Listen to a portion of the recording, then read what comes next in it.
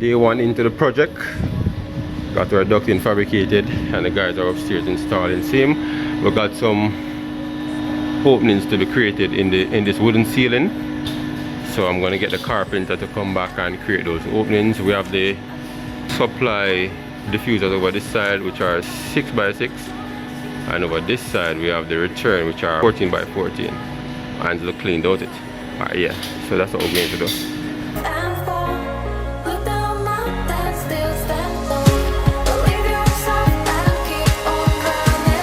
Our 3 inline fans and our big up blast fan. This fan will serve as our extractor fan.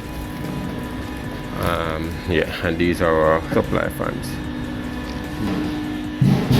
So we have to go create another opening somewhere up there to bring the fan up in a ceiling bed.